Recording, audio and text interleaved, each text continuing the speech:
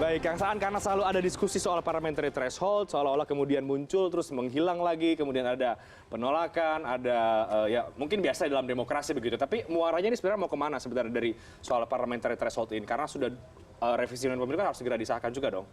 Ya pertama kita ingin melakukan sebuah penataan sistem kepartean kita yang bisa menopang terhadap sistem pemerintahan presidensialisme.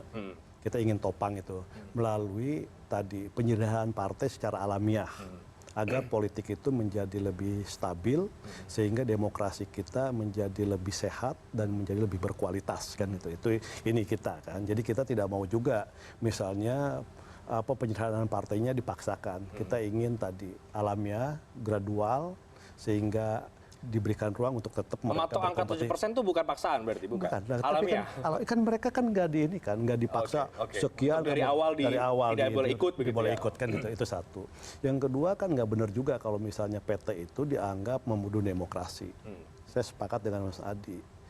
Zaman Orde Baru tidak ada ruang membuat partai, itulah yang membunuh demokrasi. Partai dipaksa harus segini, 3. Kalau sekarang orang bebas membuat partai.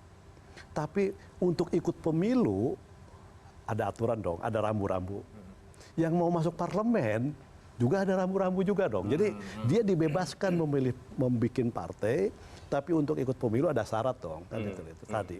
Nah yang kedua kita juga ingin mendorong agar partai itu bukan hanya musiman 5 tahunan. Ya. Tadi Bang Adi jadi dia bukan musiman 5 tahunan, dia bekerja baru 5 tahun menjelang pemilu. Dan itu juga nanti berimplikasi kepada politisi musiman. Jadi ada politisi musiman, partai yang musiman bekerjanya. Padahal fungsi-fungsi partai itu kan luar biasa. Selain agregasi kepentingan, ada yang namanya sosialisasi politik, pendidikan politik, kaderisasi. Sehingga ketika kita berpartai, itu jangan instan. Dia hanya ada menjelang pemilu, tapi ketika ada dan nggak ada pemilu, fungsi kepartaian harus jalan. Misalnya kaderisasi, misalnya Nasdem. Kenapa Nasdem membuat Akademi Bela Negara? Hampir jauh sebelum pemilu kita melakukan pendidikan politik ke mereka. Buat pemilih pemula, buat kader-kader yang di DPC, tingkat kecamatan, kita lakukan. Supaya apa? Juga dalam rangka meningkatkan kapasitas. Kapasitas kader itu kan harus di-upgrade terus. Supaya jadi tetap di angka 7% ya Kang Saan ya? 7% dalam rangka itu semua. Kang Pipin, artinya kalau itu sudah ada Golkar dan juga Nasdem nih, untuk bisa tidak menyentuh angka 7%, tentu kan ada kerja-kerja politik juga dong dari PKS untuk dengan partai-partai yang lain kira-kira punya satu visi misi gitu, bagaimana upaya-upaya untuk supaya tetap tidak ada di angka 7%. Ya, yang pertama ya kami menghormati pilihan Pak Nasdem, Golkar, karena kami juga tetap meskipun berbeda silaturahim kebangsaan tetap jalan. Hari ini sebelumnya dengan Nasdem, Golkar, hari ini kami dengan Demokrat. Demokrat ya malam. Ya tentu. Tapi PKS sudah ganti Assalamualaikum ke Salam Pancasila. Ya, saya kira itu juga debatable ya, dan belum ada aturan. Jadi saya kira ini bagian dari bentuk keberagaman.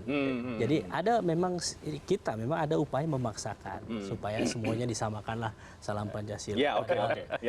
Ini juga sama sebetulnya. Jadi kita melihat kenapa misalnya PT ini tidak langsung 7 misalnya.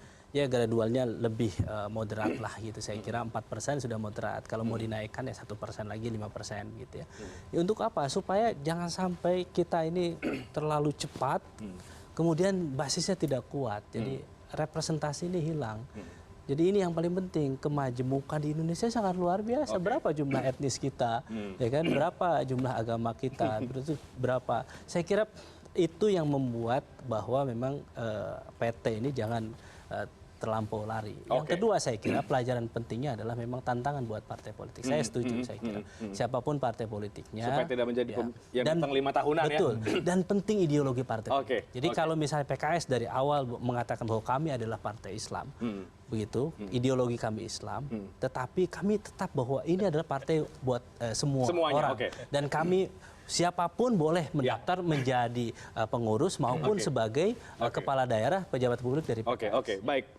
Bang Adi Praetno, bacaannya terakhir seperti apa kemudian ujung dari utak-atik parliamentary threshold ini? Saya sih ingin mengomentari 2 hal. 7% ambang batas parlemen ini harus dimaknai sebagai tantangan kepada semua partai politik untuk bekerja serius. Jadi berpartai itu jangan iseng-iseng atau sebatas nyalurin hobi. Partai itu adalah tujuan akhirnya adalah kekuasaan. How to get the power. Kan itu yang sering didakwahkan di mana-mana. Jadi kalau ingin lolos ke Senayan, kerjalah 5 tahun. Jangan lupakan masyarakat. Pendekatannya adalah jangan top down, tapi bottom up. Selami sisi kedalaman kesulitan hidup masyarakat, petani, buruh, miskin kota. Yang itu yang kemudian harus mereka perjuangkan. Kalau itu dilakukan, jangankan 7%, 10% pun mestinya gampang. Kalau ini diangkakan 7%, itu kan nggak lebih dari 7 juta orang. Apa susahnya bagi partai politik yang berjejaring di 34 provinsi untuk cari 7 juta orang? Masing-masing provinsi 500 sudah dapat, bos. Ini yang kemudian harus dimana itu. Yang kedua yang paling penting adalah, betul endingnya adalah supaya ada partai yang sederhana, biar jenis kelamin ideologi politiknya jelas. Sehingga tidak lagi orang ribut-ribut masalah kunut dan nggak kunut berpartai itu, Mas. Ini kan repot. Mas Pipin selalu disebut partai yang nggak kunut, nggak tahlilan. Yang lain partai Islam kunut, nggak kunut. Mestinya ideologinya harus jelas. Ini misalnya, siapapun yang jadi presiden partainya nolak hutang, misalnya Mas Pipin. Partai yang lain pro hutang. Itu lebih oke perdebatannya. Antara komunis dan kapitalis, ada pro hutang dan nggak pro hutang, ada pro perang dan nggak pro perang, ada isu yang misalnya naikin pajak, naikin pajak dan jelas apa yang diperdebatkan. Kalau di kita perdebatan enggak, masih cukup agamis. Ya masalah kuburan dan nggak ke kuburan, kan repot jadinya kita. Jadi ideologi apa yang kita bayangkan tidak lebih dari sekedar satu sentimen keagamaan yang coba untuk diimpor di ruang publik, dan itu menjadi sentimen bagi pemilih. Jadi di luar PT-nya berapa, yang jelas partai itu memang harus melakukan kerja-kerja politik untuk publik.